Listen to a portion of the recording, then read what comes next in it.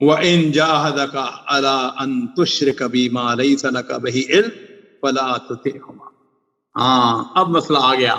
مسئلہ یہ آ گیا کہ والدین مشرک ہیں، تم اہل توحید بن گئے، تم مسلمان ہو گئے، تم نے کلمہ پڑھ لیا ہے، تم عقیدہ صحیحہ کے اوپر چل رہے ہو۔ وَإِن جَاهَدَكَ، اور اگر تجھ پر وہ دباؤ ڈالیں، زور ڈالیں، اور وہ کیا کہیں کہ تو میرے ساتھ کسی ایسی چیز کو شریک بنائے جس کا تجھے بھی کچھ علم نہیں ہے، وہ تجھ سے کہیں کہ جاؤ جی فلاں قبر پہ جاؤ، فلاں روزے پہ جاؤ، فلاں پیر کے پاس جاؤ، فلاں درگاہ میں جاؤ، وہاں پہ جا کے دعا مانگو۔ نہیں میرے بیٹو، میرے بھائیوں، میرے عزیزوں، پھر کیا ہے؟ فرمایا فلا تطیعہما، پھر تم نے ان کی بات نہیں مانی۔ وصاحبہما فی الدنیا معروفا، دنیا کے اندر، دنیاوی معاملات کے اندر ان کے ساتھ حسن سلوک کرنا ہے۔ حضرت سعد بن ابی وقاص رضی اللہ تعالی عنہ وہ کہتے ہیں کہ یہ آیت میرے حق میں نازل ہوئی۔ سعد بن ابی وقاص رضی اللہ تعالی عنہ عشرہ مبشرہ صحابی، بڑی عظیم شخصیت، مسلمان ہو گئے، ماں کو پتہ چلا، ماں کے ساتھ انتہائی محبت کرنے والے، انتہائی پیار کرنے والے، ماں کو جب پتہ چلا، ماں نے کہا بیٹے تو مسلمان ہو گیا ہے؟ اس نے کہا بیٹے اگر تم نے اس اسلام کو نہ چھوڑا، دین کو نہ چھوڑا، میں بھوک ہڑتال کر دوں گی، میں کھانا پینا چھوڑ دوں گی، اور پھر میں اسی حالت میں مر جاؤں گی۔ لوگ تمہیں کہوں گے کہ یہ اپنی ماں کا آق ہے، اس نے اپنی ماں کو ناراض کر دیا تھا، اس کی ماں بھوکی مر گئی تھی، ساری زندگی تم کو لوگ تانے دیتے رہے۔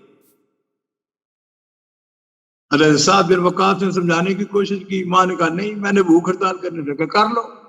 ایک دن بھوک ہڑتال کی، کھانا نہیں کھایا، اگلے دن سعد بن وقاص رضی اللہ تعالیٰ، مکے کی بات ہے، اپنی ماں کے پاس چلے گئے، کہنے لگا ماں بات سن، یہ تیری ایک جان ہے نا،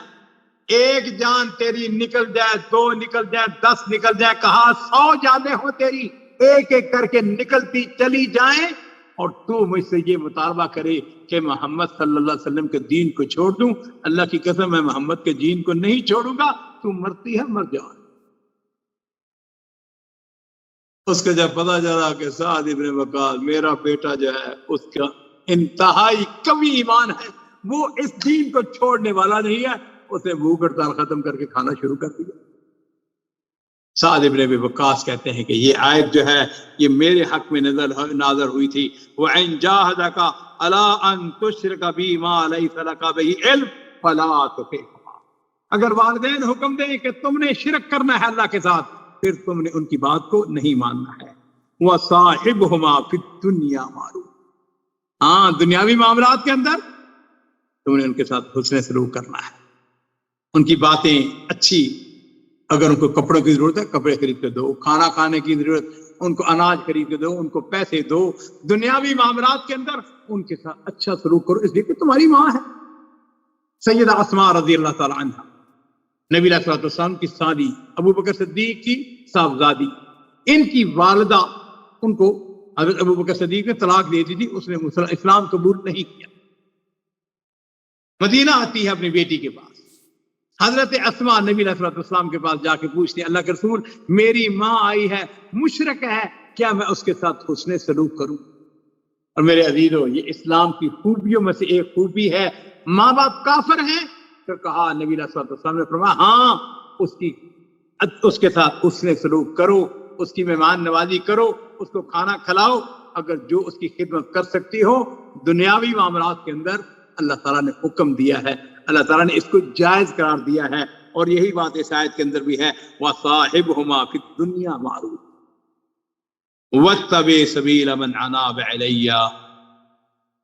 اور پیروی اس شخص کی راہ کی کرنا جس نے میری طرف رجوع کر دیا ہے۔ یعنی والدین بھی اگر شرک پر یا دین کے خلاف کسی بات پر مجبور کریں تو ان کی بات اللہ کے حکم کے مقابلے میں تسلیم نہیں۔ دنیاوی معاملات میں اچھا سلوک کیا جائے، محتاج ہوں ان کی مالی اعانت کی جائے، دین کے علاوہ دوسری باتوں میں ان کی اطاعت کی جائے، ان کا ادب اور احترام ملحوظ خاطر رکھا جائے، ان سے محبت کی جائے، شفقت کی جائے، لیکن